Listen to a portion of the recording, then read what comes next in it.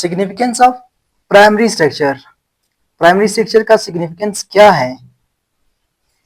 अच्छा, size of a protein molecule is determined by the type of amino acid and the number of amino acid. एक proteins का molecules, उसका size हम लोग किसके through determine करते हैं? अमाइनो एसिड के और नंबर ऑफ अमाइनो एसिड्स एक प्रोटीन के अंदर। अच्छा, सिकल सेल हीमोग्लोबिन क्या है? सिकल सेल हीमोग्लोबिन के अंदर एक अमाइनो एसिड रिप्लेस होता है दूसरे अमाइनो एसिड से, यानी ग्लूटामेट रिप्लेस करता है वेलिन को। किसमें? सिकल सेल हीमोग्लोबिन में। सो अगर ये रिप्लेस कर ले तो इसके बाद क्या होगा? Haemoglobin fails to carry oxygen. मैंने बताया था ना कि चेंज आया है, यानी म्यूटेशन आया है। जब म्यूटेशन आता है तो वो प्रोटीन्स नॉन फंक्शनल हो जाती है, वो अपना काम नहीं कर सकता। इस वजह से ये ऑक्सीजन कैरी नहीं कर सकता। उसके बाद आते हैं सेकेंडरी स्ट्रक्चर ऑफ प्रोटीन्स पर। सेकेंडरी स्ट्रक्चर ऑफ प्रोटीन्स क्या है? Folding of polypeptide chain into a specific coil structure held together by disulfide bond and hydrogen bond is called क्या? Secondary structure of proteins. वही primary structure की जो polypeptide chains हैं वो coiled हो जाते हैं, उससे क्या बनता है? सेकेंडरी स्ट्रक्चर बनता है। उसमें हम लोगों ने कहा था कि पेप्टाइड बॉन्ड है, इसके अंदर कौन सा बॉन्ड है? Disulphide bond and hydrogen bond. लेकिन मेनली हाइड्रोजन बॉन्ड है। अगर एमसीक्यूज आ जाए कि in secondary structure of proteins which type of bond is present, तो आप लोगों ने हाइड्रोजन बॉन्ड पे क्लिक कर देना है। सेकेंडरी स्ट्रक्चर के कौन से टाइप्स हैं? दो टाइप्स है बॉडी के अंदर, alpha helix and beta helix. Alpha helix के पॉइंट्स क्या है उस पे आते हैं, इसको समझते हैं। It involves a spiral formation of basic polypeptide chains. ये अल्फा हेलिक्स क्या करते हैं? ये पॉलीपेप्टाइड चेन्स को एक स्पाइरल शेप में लेके आते हैं। Structure with 3.6 amino acids in each turn off helix. अच्छा, ये फॉर एग्जांपल हेलिक्स का स्ट्रक्चर है, अल्फा हेलिक्स। ये जब एक टर्न ए से लेता है तो यहां तक, ठीक है, कितने? 3.6 अमाइनो एसिड ईच टर्न में पाए जाते हैं। इस तरह दूसरा यह एक टर्न है, यहाँ भी 3.6 अमाइनो एसिड, इसी तरह यहाँ भी 3.6 अमाइनो एसिड्स ईच टर्न में पाए जाते हैं। Helical structure is kept bye hydrogen bond. ये जो अल्फा हेलिक्स का स्ट्रक्चर है ये किसके थ्रू केप्ट है, यानी किसके थ्रू स्टेबिलिटी इसको प्रोवाइड होती है? हाइड्रोजन बॉन्ड के थ्रू। दूसरा type beta helix. Beta helix के पॉइंट्स क्या है? ये एक शीट लाइक स्ट्रक्चर है, इस तरह की बिल्कुल स्ट्रेट शीट लाइक स्ट्रक्चर है, ठीक है, formed by the polypeptide chains. Polypeptide chain क्या बनाता है? बीटा हेलिक्स, जो कि एक शीट लाइक स्ट्रक्चर है। दूसरा पॉइंट, इट में बी पैरेलल। ये एक दूसरे के साथ पैरेलल भी हो सकते हैं इस तरह, और ये एंटी पैरेलल भी हो सकते हैं, यानी अपोजिट भी हो सकते हैं, ठीक है। Importance of the secondary structure. सबसे पहला इंपॉर्टेंस, इट प्रोवाइड स्टेबिलिटी। ये प्रोटीन्स को स्टेबिलिटी प्रोवाइड करता है। दूसरा, involve in the protein structure. ये प्रोटीन स्ट्रक्चर को बनाने में हेल्प देता है।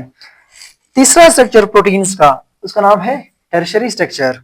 टर्शरी स्ट्रक्चर क्या है? Polypeptide chain bends and folds upon itself forming a globular structure called tertiary structure. वही सेकेंडरी स्ट्रक्चर के अंदर जो पॉलीपेप्टाइड चेन है वो बेंड्स होके और फोल्ड्स होके एक दूसरे पर वो क्या बनाते हैं? एक ग्लोबुलर स्ट्रक्चर बनाते हैं। उसको हम लोग क्या कहते हैं? टर्शरी स्ट्रक्चर कहते हैं। ये सेकेंडरी स्ट्रक्चर के अंदर 3 बॉन्ड्स पाए जाते हैं। एमसीक्यूज पॉइंट है ये। Hydrogen bond number 1, ionic bond 2 and तीसरा डाइसल्फाइड बॉन्ड इसके अंदर पाया जाता है।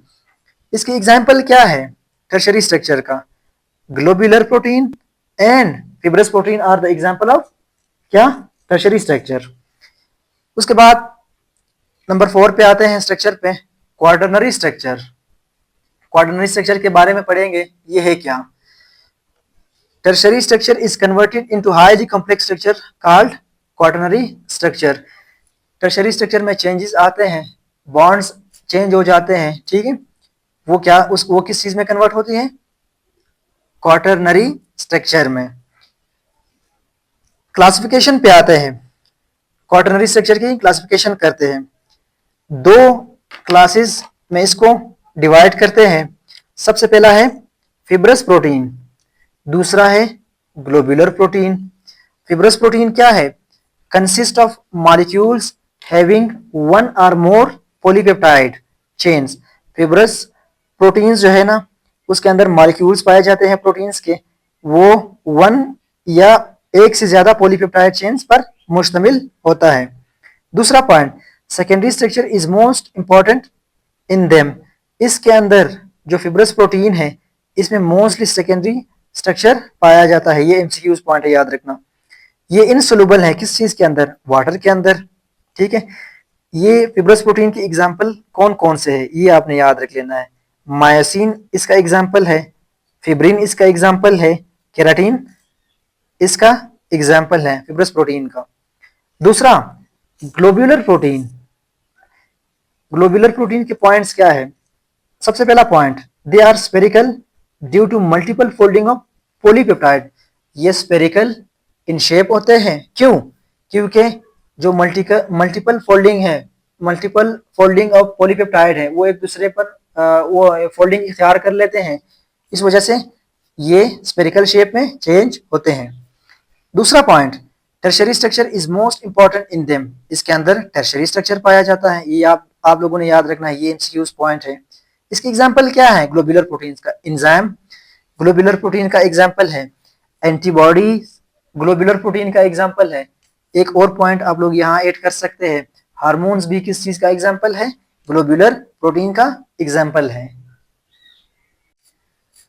प्रॉपर्टीज ऑफ प्रोटीन्स, सबसे पहला फंक्शन या प्रॉपर्टीज, ठीक है।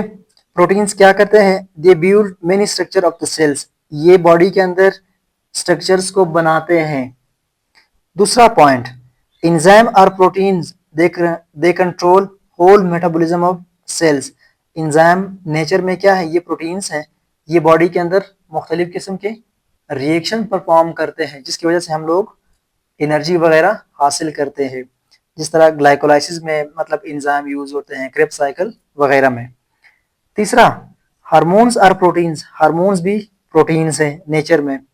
एंटीबॉडीज, वो क्या है? एंटीबॉडीज एंटीबॉडीज प्रोटीन्स हैं, ये हमारी बॉडी को पैथोजन से बचाते हैं। पैथोजेंस क्या है? वो माइक्रो ऑर्गेनिज्म जो इंसान के अंदर बीमारी काज करते हैं, उसको हम लोग पैथोजेंस कहते हैं।